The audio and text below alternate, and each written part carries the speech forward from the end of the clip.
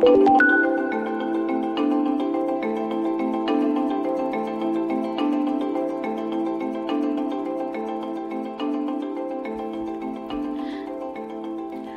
23 hingga 26 Januari 2025 lalu, Presiden Prabowo mengunjungi India untuk menjadi tamu kehormatan dalam Republic Day India ke-76.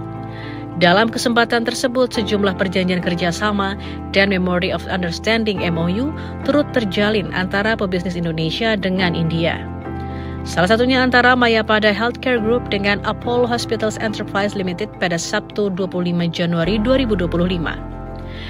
MOU berkaitan dengan pembangunan Rumah Sakit Mayapada Apollo Batam International Hospital atau MABI di kawasan ekonomi khusus KEK Pariwisata Kesehatan di Batam.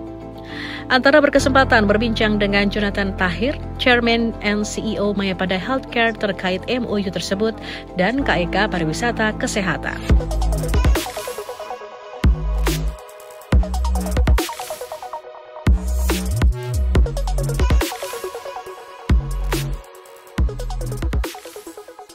Jadi emang itu kita rencana sign MOU itu berbarengan dengan pas ketika Presiden Prabowo diundang sebagai guest of honor buat Republic Day of India. Jadi di sana kita melakukan MOU signing dengan Apollo Group, Apollo Hospital Group, yaitu rumah sakit swasta terbesar di India dengan 75 rumah sakit. Jadi MOU signingnya itu sudah 3 hal. Satu adalah pembangunan rumah sakit Mayapada Batam International Hospital, atau kita ngomong MABI di Batam, di KEK Kesehatan di Batam. Kedua adalah masalah SDM. Bagaimana kita bisa upgrade SDM tersebut adalah kita bisa mengirimkan dokter dan perawat tenaga medis untuk bisa melakukan hands-on training di India dengan Apollo Hospital. Dan kedua, kita pun juga bisa mendatangkan dokter dan perawat pun juga di India di MABI itu. Itu masalah SDM. Ketiga adalah masalah teknologi. Kita akan melakukan beberapa inisiatif yang berhubungan dengan teknologi yang kami harapkan bisa memberikan pelayanan terbaik lagi kepada para pasien.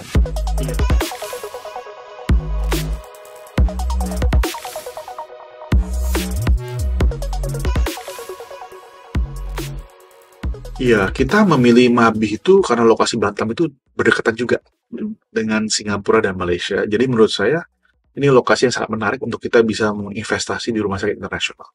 Kedua, akses pun juga lumayan gampang bagi para dokter India karena nggak terlalu jauh. Cuma hanya 4-5 jam buat mereka traveling. Mereka pun juga bisa gampang travelingnya itu lewat Singapura juga. Jadi menurut saya devisa ini sangat besar yang keluar dan sangat disayangkan. Dan kita lihat sendiri dalam beberapa tahun terakhir, popularitas kita dalam menangani pasien pun sudah lebih dikenal. Jadi begitu banyak pasien yang mulai lebih percaya kepada Mayapada dan juga industri kesehatan di Indonesia. Jadi saya percaya bahwa dalam tahun-tahun mendatang pasti angka ini akan menurun. Dan apalagi kita lihat kan kita lebih mending ya produk Indonesia itu ya bisa kita percayakan dan kualitas pelayanan Indonesia itu bisa kita percayakan. Jadi saya percaya bahwa dalam beberapa tahun ke depan saya percaya bahwa angka ini akan lebih turun dan efeknya sangat bagus buat Indonesia karena bisa devisa bisa kita tahan.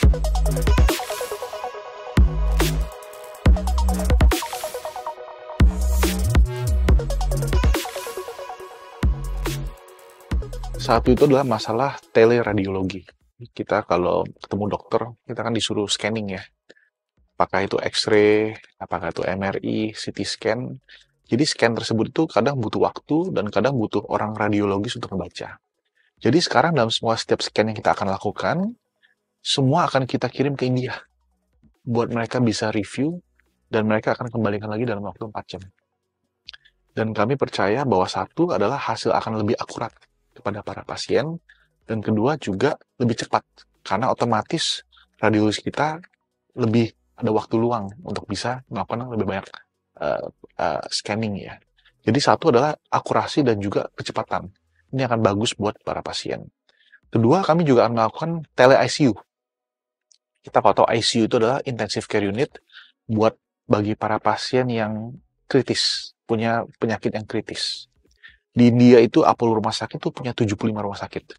Jadi bagaimana mereka memanage mereka punya pasien ICU itu adalah mereka punya satu sebuah center, comment center gitu, untuk bisa mengevaluasi semua pasien ICU tersebut.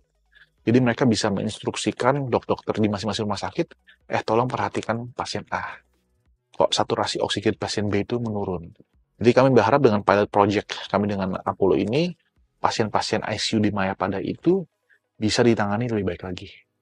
Jadi dalam satu peningkatan SDM dengan transfer of knowledge dan juga training, kita bisa melayani pasien lebih baik, dan juga dengan teknologi, kita bisa memberikan pelayanan yang lebih akurat dan juga cepat.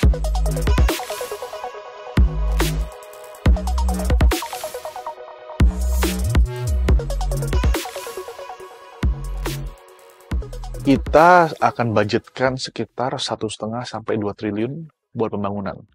Karena ini emang agak besar jumlahnya, tapi karena kita harus mau bersaing dengan luar negeri, kita emang harus bangun rumah sakit yang besar dan juga berskala internasional.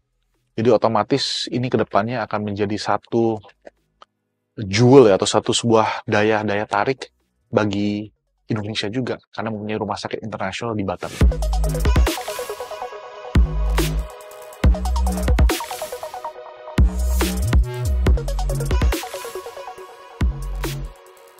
Groundbreaking akan mulai dari nol. Kita akan mulai dalam 3 bulan ke depan. Semoga bulan depan sudah bisa mulai. Tapi kita budgetkan dalam 3 bulan ke depan. Dan kami rencanakan di akhir 2026 akan bisa beroperasional.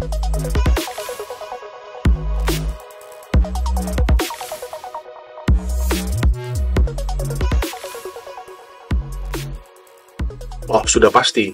Kita pasti akan merekrut kebanyakan dokter, perawat, dan juga dari back office itu pasti kan warga lokal harus kita rekrut ya. Kedua pun juga pembangunan pun pasti kita pakai industri lokal juga. Jadi saya yakin bahwa ini akan berdampak positif kepada perekonomian di wilayah Batam ini.